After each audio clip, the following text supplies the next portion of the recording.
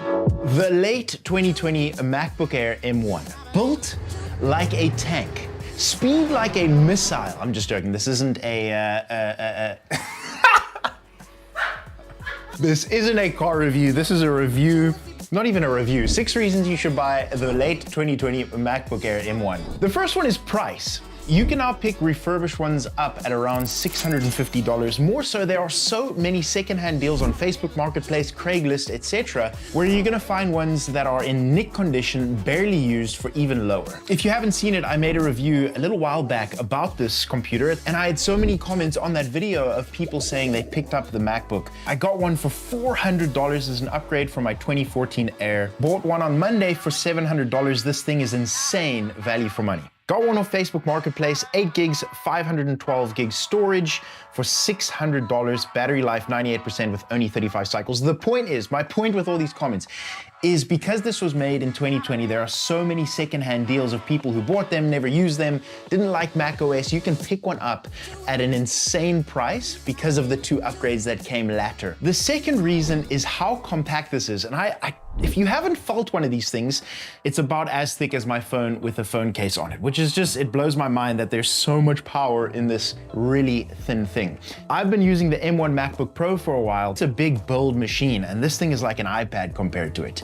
It's 1.3 kgs, which is 2.8 pounds for my American viewers. There is no use case where compactability isn't your friend. The third reason you should get it is this thing's battery life. On the Tom Guide's battery test, which involves continuous web surfing at 150 nits brightness, the MacBook Air lasted an insane 14 hours and 41 minutes. That's a tad more than the Air M2 at 14 hours and 33 minutes. So the battery lasted longer, but it's not as long as the M3, the Air M3, which lasted 15 hours and 13 minutes. Do I have to say that the Air 3 is over double the price of this thing, and the batteries basically lasted the same? The most important to me as an editor, as a creator, as someone who wants a good laptop is its performance. We're gonna run into some live tests while I was actually editing, and I'm gonna show you what the performance was. But charts are sometimes important too. The Geekbench single core for this MacBook Air M1 was 1,728. MacBook Air M2, it was 1,911, really negligible. You're not gonna feel a difference at all. The point here is M2, just don't get it, all right? The MacBook Air 13-inch M3 was 3,082, a lot more than this. For Geekbench multi-core, the MacBook Air M1 came out at 7,581. The MacBook Air M2 came out on a score at 8,965. And the M3, 12,087. For Handbrake, which I use all the time for video encoding, the M1 came out at 9 minutes and 8 seconds. The Air 2 came out at 9 minutes and 31 seconds. Again, negligible difference. And the M3, 7 minutes 19. Does that extra horsepower, does the double cost of the M3 actually justify it? Do you need it? All right? And this is where the beauty of live tests come in. When I was using this M1, there is not a single point when I was just, surfing the web, watching a video, doing some general word processing, typing notes, etc. Just general stuff that you're gonna do day to day. There's not a single point where it lagged, stuttered, and made me feel like this was a slow machine, which I think is really cool. So if you're into that, you're gonna not have any problems whatsoever. For us content creators, which is pretty much what this channel is about, editing, making cool videos, I did do some tests, and I think the results were extremely eye-opening for me. For editing, I tested 3 different programs: Resolve, Final Cut, and CapCut, because I know there were so many of you who watched the last review and said, look, we don't really use CapCut. We want to see this thing and how it performs in other software. So I did that for you. I'm gonna go top down, which editing software performed the best to which editing software performed the worst. First up, we have DaVinci Resolve. The footage that I'm using is also important to mention. I'm using a 4K 60 frames a second 422 Sony footage. This footage is not light by any means. It has a massive bit rate, and it's the same footage you're gonna find on the A7S III, the FX3, the ZV-E1. It's kind of the highest codec of footage other than 120 frames a second. This indicator shows us that we're at 29.97 frames a second with absolutely no problems playing this back. This is footage that's been slowed down to 30 frames a second. I'm gonna go to the next footage, next footage, next footage. You can see at no point does our frame rate drop upon playback. So I got curious. I asked a DaVinci user what effect or transition really has a big kind of pull on the system in terms of its performance. And he said, what was it? He said the smooth cut, right? His machine, which is a Windows machine, struggles to do the smooth cut. Did anyone see any frames? There was not even a single stutter playing that. Anything in Fusion. So this clip was made in Fusion. I added a title onto it. Let's play that. 100% smooth playback in DaVinci Resolve. And that's what I wanted to reveal to you guys. DaVinci Resolve performed the best out of the three softwares. It handled this footage. This machine handled this footage like you would not believe. There wasn't maybe 1 or 2 points where it lagged for a second and just had to buffer. But other than that, it's been incredible. The second best performing editing software was actually Final Cut, not CapCut. So that's interesting. Stick around to find out why. Same thing here. We have 4K, 60 frames a second footage straight from the Sony. And if I play that, let's do it. We're here. Titles. A really cool effect. This is what it looks like. Speed ramps. And you can see that this timeline is by no means a joke. This is actually from the speed ramp video that I did. Why I say it performed worse than DaVinci is that it wasn't as smooth at points. Look, there's a lot more effects in terms of the color grade that I did. Let's look at this multi-layered track that I did here. Let's play this.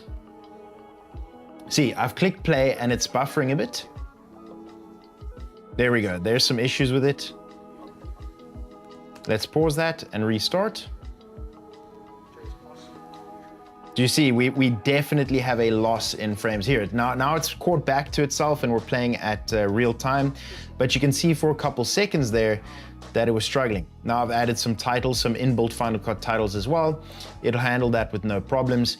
But you can see here when we start to layer the Sony footage on top of each other, that's when it starts to have an issue because it's having to encode and play back multiple layers of footage. I can just tell you by using this and what you're seeing on screen right now, the playback in terms of what frames we're getting and refresh rate we're getting while using it and scrubbing through, it's not the same as DaVinci, which just felt like this machine usually does. And by that I mean seamless, flawless, no problems with lag whatsoever. It just feels a little bit more clunky. Can you edit a video on this? You definitely would be able to edit, but you're not gonna get 100% smooth results. And I have the reason why that is. You can also see here in the activity monitor, while we were using Final Cut, it really used a lot of the CPU and the GPU, but mainly the RAM. Why it's using GPU and CPU is because Final Cut has, if you've enabled it, a live render feature where as soon as you stop kind of recording, you're gonna have your video start to render. That's how you get smooth playback generally. If I feel the Mac right now, it is getting a bit warm because Final Cut is constantly trying to render. So again, just to summarize here, you definitely can edit on it, but not as smooth as DaVinci Resolve. Let's move on here to the software, which surprised me the most, but performed the worst, which was actually CapCut. So this is extremely peculiar to me because when I was doing machine tests yesterday in CapCut, it was lagging a ton. And now, funnily enough, coincidentally, while I'm recording the screen, which uses processing power, and in the same project with 4K 60 frames a second Sony footage, the software is actually playing back smoother than it did yesterday, and pretty much as smooth as it could be.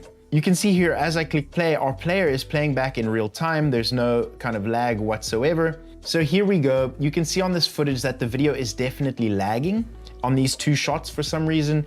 But for the most part, in every other clip, we're getting 100% smooth video playback.